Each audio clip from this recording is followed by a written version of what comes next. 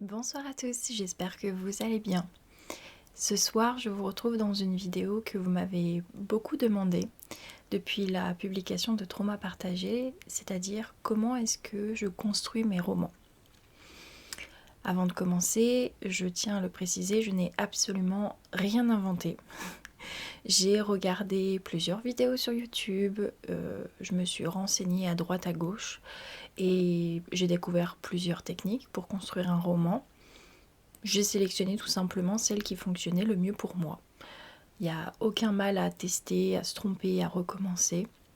Le but c'est que vous trouviez une façon d'organiser ou de construire vos romans qui vous conviennent et qui ne vous dégoûtent pas, qui aillent dans le sens de votre histoire.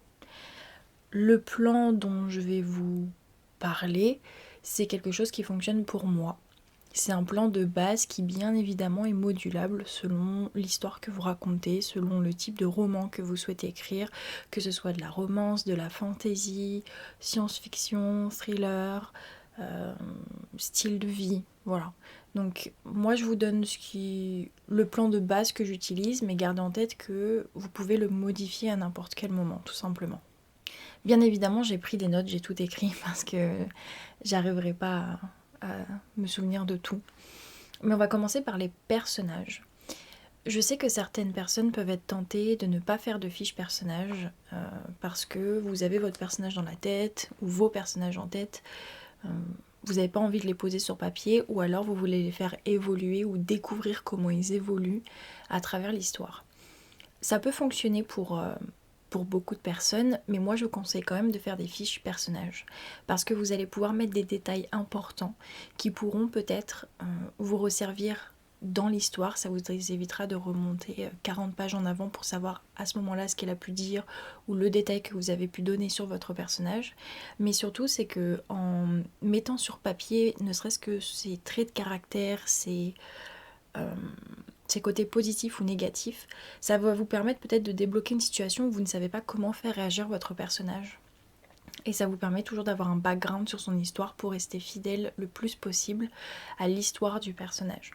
Donc moi j'organise mes fiches personnages, encore une fois j'ai rien inventé, hein. Donc nom, prénom, voilà, même si vous l'avez en tête, je pense que c'est toujours bien de le mettre, nom, prénom, son âge, sa profession, sa nationalité et ses origines. Ça peut vraiment servir si vous décrivez par exemple la couleur de sa peau, si c'est un personnage qui est issu d'un couple mixte, bah forcément ses origines ne seront pas les mêmes. Ça peut vous aider également sur la façon dans laquelle le personnage va réagir à certaines situations parce on vient tous de cultures différentes, on a tous des origines différentes avec les bons et les mauvais côtés. Donc il faut rester aussi fidèle à ce côté-là, surtout si vous avez un personnage qui a des origines complètement différentes, avec des cultures complètement différentes. Ça ajoute de la profondeur au personnage qui est plutôt bien, mais ça reste assez compliqué parce qu'il faut savoir balancer ces deux cultures, quoi. Milieu social, ça aide également beaucoup parce que si vous créez un personnage qui a grandi dans une famille assez aisée, qui a toujours une vie assez aisée, si vous le confrontez à un autre personnage qui vient d'une famille assez pauvre, leurs réactions sur certaines situations ne pourront pas être les mêmes et c'est normal. Donc le milieu social, c'est très important selon moi de l'avoir dans la fiche personnage, surtout si par exemple vous décrivez un personnage qui a connu la pauvreté et qui ensuite connaît l'aisance. Forcément, il ne réagira pas de la même façon qu'un personnage qui a toujours connu la pauvreté ou toujours connu l'aisance. Voilà. Éducation scolaire, je pense que c'est bien de faire un petit parcours, même si c'est un parcours générique et que votre personnage a eu son brevet, son bac et ensuite est parti à la fac de droit. Forcément, ses expériences de vie seront différentes d'une personne qui a quitté les bancs de l'école après le bac et qui est tout de suite rentrée dans le monde du travail. Donc ça, c'est bien aussi de l'avoir. Poids, taille et style, je pense que c'est peut-être plus pour que vous arriviez à vous l'imaginer plus facilement. Vous n'êtes pas obligé dans votre roman de dire cette personne-là fait 1m70, 70 kg par exemple. Le lecteur en soi, bah moi je sais que j'aime pas trop faire des descriptions de personnages précises parce que j'ai pas envie de vous obliger à à imaginer ce personnage de telle taille, telle corpulence, les cheveux comme ça, les yeux comme ça, la peau comme ça, les lèvres comme ça.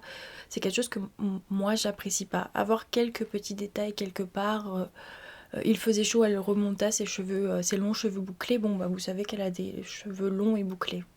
Voilà, mais pas la couleur, ni la couleur de peau, ni rien. Mais il y a des personnes qui aiment vraiment qu'il y ait une description fidèle de leur personnage. Ça fait partie de la fiche personnage et c'est important pour vous, pour l'imaginer, d'avoir un petit descriptif. Ensuite, tic de comportement. Ça, c'est quelque chose qu'on a tous, même si on s'en rend pas compte. Le fait de toucher ses cheveux, le fait de parler avec les mains, de se gratter l'oreille. Des petits tics comme ça que vous allez pouvoir mettre dans votre histoire et qui apporteront de la crédibilité à votre personnage. Et les lecteurs l'imagineront pas juste tout droit à parler comme un robot avec des petits tics, se balancer d'un pied à l'autre. Je sais que dans Trauma partagé, Alice se tord souvent les doigts, c'est quelque chose, c'est un tic que moi-même j'ai, pardon. Donc c'est quelque chose qui la rend un peu plus humaine. Et puis peut-être certains d'entre vous, quand vous avez lu les passages où elle se tord les doigts, vous vous dites ah bah moi aussi j'ai ce tic là. Et des fois juste inclure un tic de comportement au lieu de mettre un mot sur l'expression ou sur les sentiments que le personnage ressent, c'est tout aussi bien finalement, parce qu'on se tord pas les doigts. Généralement on se tord les doigts quand on est angoissé, quand on est stressé, quand on est mal à l'aise. Ça peut tout simplement être plus parlant que dire le personnage était mal à l'aise. Ensuite, j'ai mis qualité et défaut. Ça, c'est quelque chose... J'étais un peu mal à l'aise parce que forcément, on peut pas créer un personnage qui est tout parfait, parce que sinon les lecteurs ne s'associent pas au personnage. Et je savais pas trop comment faire, et j'ai trouvé la technique infaillible, c'est de marquer liste de qualité sur Google, liste de défauts, et j'écris tous ceux, qualité ou défauts, que je veux que mon personnage ait, ou que mon personnage a, parce que des fois on crée un personnage dès le début qui est un anti-héros, auquel cas il y aura beaucoup plus de défauts que de qualités. Mais il faut faire attention dans la liste que vous mettez que ça soit pas une incohérence. La personne ne peut pas être pingre et généreuse en même temps. Ne peut pas être radine et généreuse en même temps. C'est... Les dualités de comportement, une personne peut être timide mais sociable, oui, mais elle peut pas être tout le temps de mauvaise humeur, mais quelqu'un de tout le temps de bonne humeur. Ou alors il faut approfondir toujours de bonne humeur avec ces personnes-là. Mais pour les personnes qu'elle ne connaît pas, elle est tout le temps de mauvaise humeur. Les qualités et les défauts, c'était beaucoup plus compliqué que ce que j'attendais personnellement.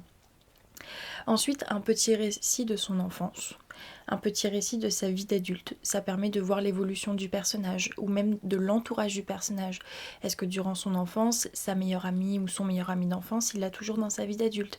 Est-ce que ses deux parents sont toujours en vie? Est-ce qu'il y a eu un point de rupture entre sa vie d'enfant son enfance et sa vie d'adulte qui expliquerait la situation dans laquelle le personnage se trouve au moment de l'histoire ou les réactions qu'il pourrait avoir?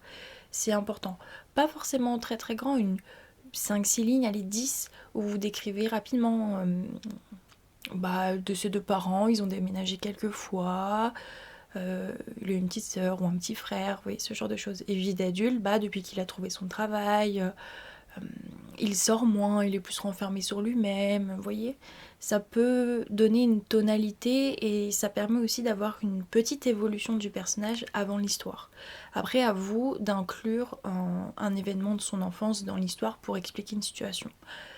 Mais vous n'êtes pas obligé. Voilà.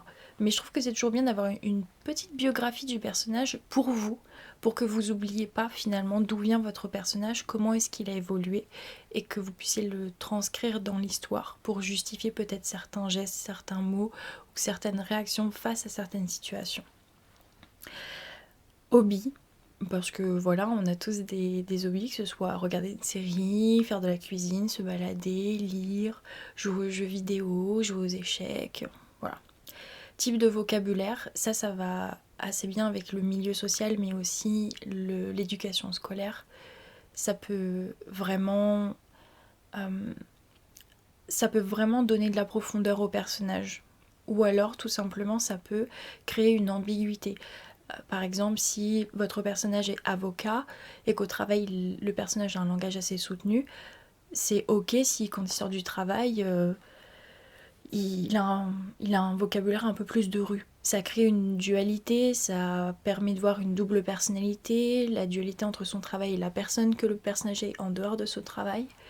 Après, c'est pas forcément obligatoire, mais si par exemple, comme dans Trauma partagé, vous faites s'entremêler deux personnages de générations différentes, forcément leur vocabulaire ne va pas être le même et c'est marrant, je trouve, de créer justement des moments d'incompréhension parce que l'un ou l'autre ne comprend pas le mot que l'autre a utilisé ou c'est un verlan, enfin vous voyez ce que je veux dire, ça peut créer des situations comiques mais ça peut créer aussi des situations où il y a un problème dans la communication. Mine de rien, le vocabulaire utilisé par les personnages peut vraiment vraiment vous servir à faire des petits rebonds ou avoir des petits rebonds dans l'histoire. Après, à vous de voir lesquels. Aspiration dans la vie, est-ce que le personnage au moment de l'histoire en est là où il a toujours voulu en être? Est-ce qu'il a réalisé tous ses rêves? Est-ce qu'il est en chemin pour réaliser ses rêves? Est-ce que justement l'instant T dans lequel il se trouve dans sa vie le bloque pour atteindre ses rêves, ses objectifs? Ça aussi c'est important. Relation avec les personnages, qu'ils soient principaux ou secondaires. Moi généralement je mets le nom du personnage secondaire ou le second personnage principal et pareil je fais comme pour son enfance et sa vie d'adulte, un petit récit, même s'ils se rencontrent dans l'histoire, dire bah ils vont se rencontrer à ce moment là et de déjà essayer de prévoir comment la relation va évoluer. Ça vous permet d'avoir sur papier son cercle proche, les personnes qu'elle va rencontrer, l'impact que ces personnes-là vont avoir dans sa vie. Voilà, ça c'est ce que moi je mets dans mes fiches personnages. Encore une fois, vous avez énormément de templates, vous avez énormément de fiches personnages qui sont disponibles sur internet pour lesquelles vous pouvez vous inspirer. Si vous avez besoin de rajouter certaines choses, vous pouvez. Si vous avez besoin d'en enlever, vous pouvez aussi. Le but c'est que vous ayez toutes les informations nécessaires à votre histoire dans une fiche à part et que vous puissiez revenir sur cette fiche un peu plus tard pour voir si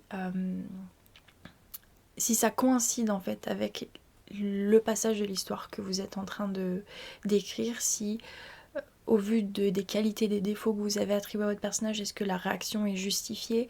Une personne qui est très très très stressée aura difficilement la possibilité ou le réflexe de garder son calme, surtout si vous le mettez dans une situation angoissante finalement. Votre personnage principal peut pas réagir genre oh bon on va trouver une solution, alors que l'un de ses défauts est l'anxiété ou le stress ou le pessimisme. Vous voyez ce que je veux dire? Ça vous permet toujours d'avoir une bouée finalement de secours et de pouvoir constater si vraiment le personnage reste cohérent durant toute l'histoire.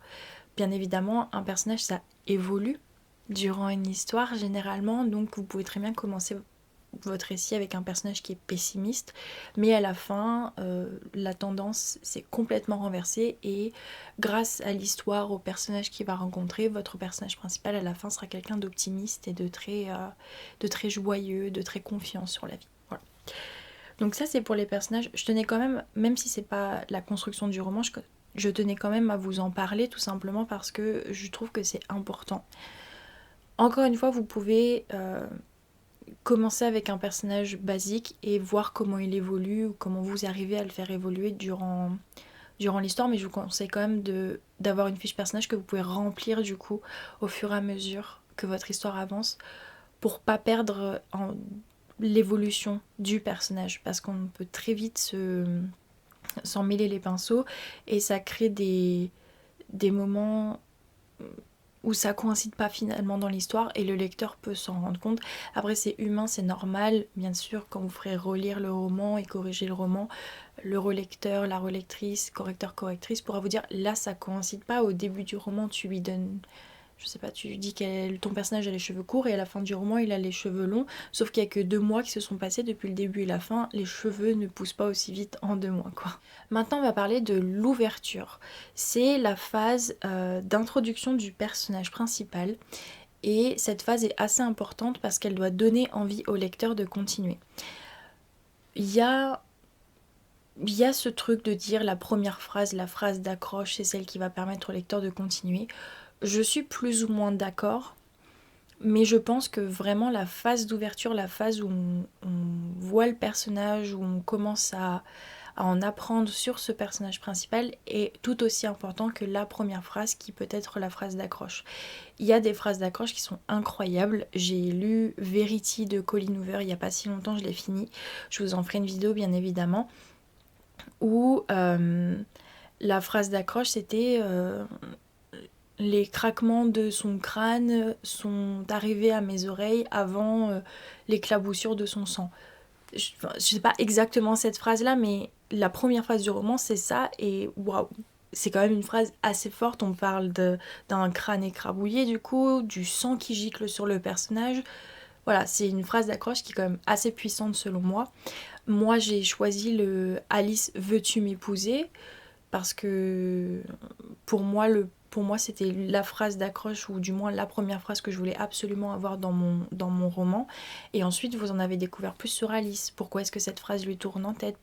On apprend qu'elle a pas su répondre à son petit ami oui ou non, qu'ils font chambre à part, qu'ils ont du mal à communiquer, qu'ils se parlent quasiment pas, qu'elle est stressée à chaque fois qu'elle interagit avec lui. Donc on comprend dès le début comment est-ce que Alice vit cette situation et pourquoi est-ce qu'elle est dans cette situation. La réponse étant, on l'a demandé en mariage, mais même si ça fait 7 ans qu'elle est avec Tom, elle n'a pas su ni lui dire oui, ni lui dire non. Ensuite, il y a ce qu'on appelle la mise en place. On va commencer à parler de l'univers du personnage et le lecteur va commencer à comprendre qu'il y a quelque chose qui cloche. Moi, c'est deux phases, l'ouverture et la mise en place, que j'ai reliées. C'est pour ça que je vous dis c'est modulable, parce que dès le début, on sait ce qui cloche dans la vie d'Alice. Elle a été demandée en mariage, elle n'a pas su dire ni oui ni non. On apprend qu'elle est infirmière, que voilà, on sait que c'est un métier qui est quand même assez éprouvant, qui est assez physique. Moi, c'est deux phases que j'ai collées ensemble parce que j'avais pas forcément envie de faire une phase d'ouverture et mise en place. J'avais envie que dès le début, on soit dans l'histoire. L'histoire d'Alice, c'est que en ce moment, dans son couple, ça va pas. On l'a demandé en mariage, elle n'a pas su dire oui, non, elle vit encore avec la personne, mais l'autre Tom dort sur le canapé, elle dort encore dans la chambre. Il y a cette situation de, elle doit se diriger dans la cuisine à pas léger pour pas le réveiller, mais comme d'habitude, elle le réveille.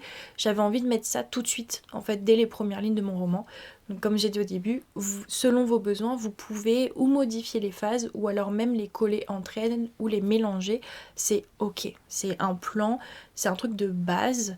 Ensuite, vous le modulez selon les besoins de votre histoire. Ensuite, on a un élément déclencheur. C'est quelque chose qui fait basculer la vie du personnage principal. Dans le cas de Trauma partagé, c'est Michael. Michael devient son nouveau patient. On l'appelle, et même si elle a un planning surchargé, elle arrive à faire une petite place pour accueillir Michael comme nouveau patient. C'est ce nouveau dossier, ce nouveau patient, Michael, c'est ça qui va être le bouleversement dans la vie d'Alice. Parce que jusqu'alors, elle avait tout le temps les mêmes patients. C'est pour ça qu'on a Madame Meunier au début de l'histoire, où c'est une charmante petite dame. Ses patients la connaissent un peu tous. C'est déjà mis dedans que ça va être un nouvel ajout dans sa vie. Et lui en particulier, on comprend que voilà, il va y avoir un élément déclencheur. Michael est l'élément déclencheur d'Alice. Ensuite, on a le conflit interne. Ça, c'est quelque chose que vous pouvez relier avec la phase suivante, qui est le conflit parallèle. Comment on appelle ça? Le conflit interne, c'est le personnage principal a peur du changement. Ou vous faites un parallèle avec l'histoire principale, c'est-à-dire dans le cas d'Alice, ce serait elle n'a pas envie de quitter Tom, mais d'un côté elle n'est pas forcément heureuse, voilà. Et ensuite vous avez l'histoire parallèle, c'est un personnage, secondaire ou non, déjà présent ou non, va mettre le personnage principal face à ses contradictions. Moi pareil, c'est une phase que j'ai un peu regroupée avec la dispute entre Alice et Michael. La dispute où elle s'est disputée avec Tom quelques jours avant de rendre visite à Michael. Il lui demande si elle va bien, elle lui explique que non, qu'elle s'est disputée avec son copain, elle se confie en disant que il l'a demandé en mariage mais elle n'a pas su répondre, et là Michael va la mettre en fait en face de ses propres problèmes en me disant mais si vous n'avez pas su répondre, c'est que peut-être c'est pas l'amour de votre vie, et il n'y a rien de grave, ça arrive, c'est comme ça, c'est la vie, c'est pas une mince affaire de rencontrer l'amour de sa vie ou de que notre premier amour soit l'amour de notre vie, et il va y avoir une dispute. La dispute, parce que voilà, le personnage principal n'est pas parfait, j'ai créé un dialogue assez dur de la part d'Alice, je lui ai fait dire des mots qui sont quand même assez durs pour montrer qu'elle était vraiment dans un moment de sa vie où elle allait pas bien, et des fois quand le bouchon saute, on dit tous des mots qu'on ne pense pas ou qu'on regrette après. Moi, la dispute chez Michael, à ce sujet-là, du fait pourquoi elle n'a pas quitté Tom, pourquoi est-ce qu'elle aime toujours, etc. Pour moi, ça a été ma phase de conflit. Il n'y a pas ma phase histoire parallèle en quelque sorte, que j'ai mélangé avec la phase de conflit. Encore une fois, c'est ma façon à moi de procéder. Ça se trouve, vous allez bien distinguer ces deux. Moi, je collé. Ensuite, on a la phase un peu on s'amuse. Voilà. Le personnage principal accepte les quelques changements et finalement est plutôt satisfait de sa nouvelle normalité. Dans le cas de Trauma partagé, c'est le fait que Alice s'est excusée auprès de Michael et une sorte d'amitié va se construire où ils vont tous les deux partager un peu leur vécu, leurs histoires, et finalement elle va apprécier se retrouver avec ce patient, prendre le café avec lui, peut-être même voilà, juste discuter avec lui, en apprendre un peu plus sur lui. C'est une phase un peu légère qui permet de faire une pause en fait avant le pic, parce que forcément dans un roman une histoire n'est pas linéaire. C'est un peu la phase où ça se passe bien, le personnage secondaire et le personnage principal s'entendent bien, ils ont résolu peut-être le petit conflit qu'ils ont eu, et le personnage principal s'adapte plutôt bien à cette nouvelle normalité finalement. Bien sûr, il va y avoir une phase de résultat. Que votre histoire en parallèle dure 2 mois, 3 mois, il faut qu'il y ait un résultat. Le résultat pour Alice, c'est de mettre des mots finalement sur les traumas qu'elle a à l'intérieur d'elle, les problèmes, la mettre face à des situations où elle se rend compte qu'il y avait d'autres solutions que celles qu'elle a elle-même utilisées. Voilà, il y a des résultats finalement. Cette nouvelle normalité a quelque chose de bon dans la vie de votre personnage principal, et voilà, pour l'instant, l'histoire pourrait s'arrêter là. Mais on va commencer à arriver dans une phase où les dangers commencent à se rapprocher. Le personnage principal va se retrouver dans des situations où elle se sent démunie finalement. Tout allait bien et puis ça commence un peu à vriller. Vous pouvez lier cette phase-là, donc la phase les dangers se rapprochent, à le personnage est au fond du trou. Quelque chose de très grave est arrivé. Le personnage, malgré tous les efforts qu'il a fait avant et toutes ses révélations, le mieux qu'il a eu dans sa vie, retourne même peut-être vers ses anciens démons, de se renfermer ou de s'éloigner, de céder à la panique, de pleurer, de crier, une rechute dans une dépression. Si vous faites un personnage qui, par exemple, a des problèmes avec des substances, le personnage va recommencer à consommer ces substances. Vous voyez ce que je veux dire? Il faut qu'il y ait un moment de cassure, parce que si vous commencez votre livre avec ça va pas et quelques pages après tout va bien, j'arrête l'histoire là, la vie c'est pas que des hauts, c'est pas que des bas, c'est pas que linéaire, c'est de tout, et ça apporte de la profondeur au personnage, et c'est là où on voit si les enseignements tirés avant un peu plus tôt portent leurs fruits. Généralement la réponse est non, parce que c'est ça qui va rendre l'histoire intéressante et qui va appeler le lecteur, c'est de se dire ah tiens, c'est une situation critique, est-ce que le personnage va réagir comme avant? Mince, il réagit comme avant.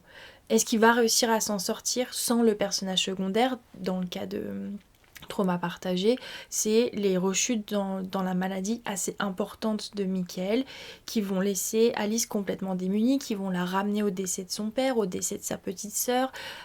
Elle peut pas compter sur sa mère parce qu'elle a une relation conflictuelle avec elle. Avec Tom, ça va pas du tout, elle va se retrouver seule en fait. Est-ce qu'elle va se renfermer sur elle-même ou est-ce qu'elle va dire non, il faut que je reste forte? C'est cette dualité et ce conflit à l'intérieur du personnage qui va donner envie au lecteur de poursuivre la lecture en disant est-ce qu'elle va prendre la bonne décision? Est-ce qu'elle va vraiment réussir à se relever ou est-ce que tous les efforts fournis sont fichus à la poubelle, quoi? Vous avez ensuite ce qu'on appelle la lueur d'espoir. Le personnage est au fond du trou un peu avant, la lueur d'espoir, c'est ce regain de confiance en soi. C'est le personnage qui dit non, vraiment, j'ai fait trop d'efforts pour en être là où j'en suis aujourd'hui. C'est un coup dur, certes, mais maintenant je sais comment les apprivoiser, ces coups durs. Ça va pas être facile, mais le personnage secondaire ou les situations que j'ai vécues avant m'ont appris que. Et bien évidemment, ça se termine avec la phase de bonheur. Ça, encore une fois, c'est vraiment selon vous. Est-ce que l'histoire se termine bien? Est-ce que l'histoire se termine en suspens parce que vous souhaitez en faire une suite? Est-ce que l'histoire se termine mal? Parce que des fois c'est comme ça se termine mal. Moi qui suis fan par exemple de Ils étaient 10 de Agatha Christie, si vous avez lu ce livre, il n'y a pas de bonne résolution. Ce livre ne finit pas bien, il n'y a pas de fin heureuse. Ça dépend vraiment de vous. Moi, c'est là où j'ai glissé en fait sur la vague de Michael est décédé, voilà, spoiler alerte, même si depuis le début je le dis, parce qu'il y en a encore qui m'ont envoyé des messages, mais il est mort, c'est pas possible. Depuis le début je dis qu'il a un cancer en stade terminal et qu'il va mourir. Et il y a des personnes qui étaient encore surprises, ça m'a fait sourire. Mais j'ai vraiment glissé sur le... Elle se dispute avec Tom. Elle se dispute ensuite avec sa mère. Michael va retomber très malade. Les symptômes vont s'empirer. Il va y avoir un peu de mieux pour Michael. Elle va pouvoir profiter de lui, discuter. Il va lui dire parlez avec votre mère ou parlez avec Tom pour la résolution des problèmes. Donc on a là la lueur d'espoir. Mais moi j'ai refait chuter le soufflet tout de suite. Michael décède. J'ai joué sur cette vague de tout va mal, Alice se dispute avec Tom et sa mère. Ça va un peu, Michael est admis à l'hôpital. Ça va un peu mieux parce qu'elle le voit discuter avec lui, elle lui parle, il lui donne des conseils. Elle arrive à discuter avec Tom, elle se sent mieux. Et bon, elle discute pas tout de suite avec sa mère, mais elle promet de le faire. Et Michael décède. J'ai vraiment surfé sur ces deux vagues. Chacun son goût, chacun son envie finalement. Mais moi, c'est comme ça que je l'ai fait. Le personnage au fond du trou dispute Tom, dispute maman, Michael à l'hôpital. Ça va mieux, elle discute avec Tom sous les conseils de Michael. Michael est réveillé, ils discutent ensemble, ils prennent des repas ensemble. Elle lui fait des mac and cheese, son plat préféré. Michael décède, mais grâce aux enseignements que Michael lui aura apportés durant toute l'histoire et grâce à la lettre qu'il lui aura écrite en fait, et finalement elle va réussir à avoir sa fin heureuse. Généralement, cette partie-là, qui s'appelle bonheur, finalement, c'est les parties où on va avoir les épilogues, où on va avoir 6 mois plus tard, 1 an plus tard, 2 ans plus tard. Et à ce moment-là, c'est comme vous voulez. Moi, je suis partisan de quelques mois plus tard ou années plus tard, on se rend compte que le personnage a appliqué toutes les choses qu'il ou elle a appris durant le reste du roman et sa vie est aujourd'hui plus simple ou plus heureuse, le personnage est épanoui. Mais encore une fois, ça dépend comment est-ce que vous axez la fin de votre roman. Moi j'ai appelé cette phase-là bonheur, mais par exemple ça peut être suspens. L'action s'arrête, surtout si vous faites de la fantaisie, de l'action, etc. Par exemple, on va parler pour un roman policier.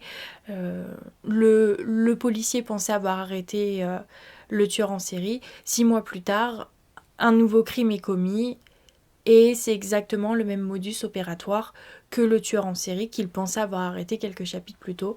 Point, suspense, le lecteur est tenu en haleine, est-ce qu'il y aura une suite ou non, ou est-ce que c'est libre à interprétation, est-ce que... Vous voyez, ça dépend vraiment aussi du thème de votre bouquin. C'est pour ça que je vous ai dit, c'est un plan de base, après vous le modifiez comme vous voulez.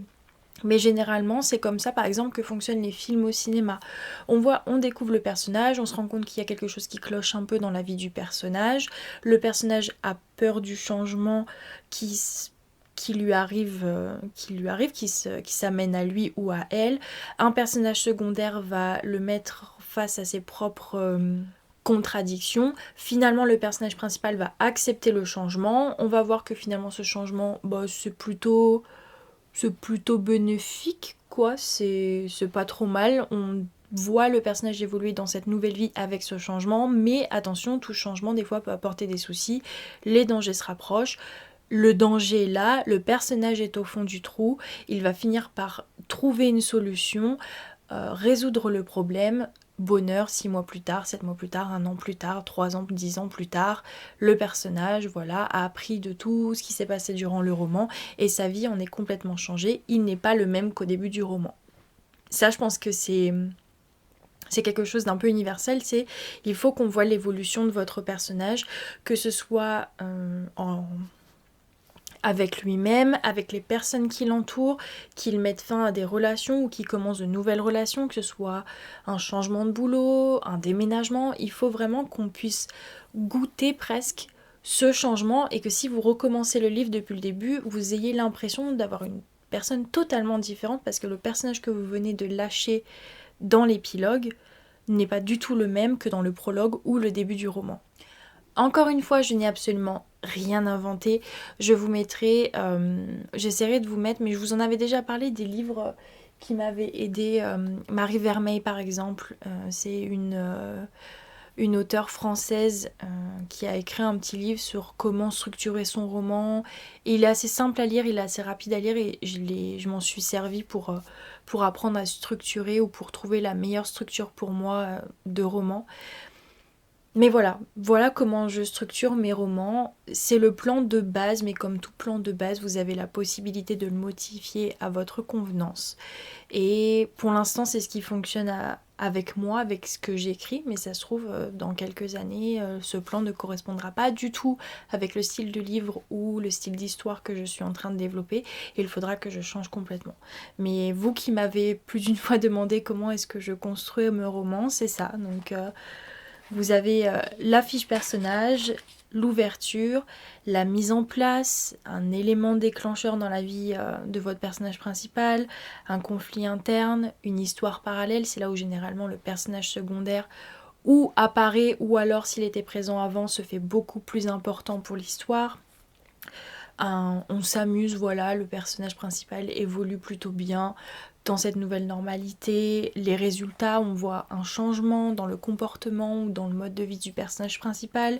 Et puis les dangers commencent à arriver, le personnage principal finit au fond du trou. La phase de résolution, enfin une lueur d'espoir et ensuite la phase de résolution du problème et on termine par ou bonheur si le but de votre écrit c'est de faire en sorte que le personnage finisse heureux et tout va bien, ou suspense si vous prévoyez d'écrire une suite, ou alors une très mauvaise fin, tout le monde meurt, tout le monde disparaît, la terre explose, le gentil, le héros finit par mourir et c'est le méchant qui gagne. Ça vraiment c'est selon le type de livre que vous écrivez. Voilà, j'ai essayé de faire assez court, j'ai sûrement parlé très vite durant cette vidéo et je suis désolée d'avance, mais j'avais vraiment envie de faire cette vidéo, j'avais envie qu'elle fasse partie du calendrier de l'Avent et Summer parce que je me dis pourquoi pas, je trouvais pas un bon moment pour vous faire cette vidéo, donc voilà, j'espère que vous serez pas trop déçus. Ça fait partie des vidéos qui ne sont pas en vidéo ASMR, mais je pense que bon, vous l'avez compris vu qu'on est en fin de vidéo. Mais en tout cas, n'hésitez pas à me dire si vous qui écrivez des histoires, si vous utilisez ce style de plan ou si votre plan ressemble à peu près au mien. Ou alors si vous voulez écrire un livre, une histoire, un roman, dites-moi si ce plan vous plaît, si vous pensez que vous allez l'utiliser. Voilà, je vous fais de gros bisous à tous. Et je vous dis à très vite dans une prochaine vidéo. Ciao.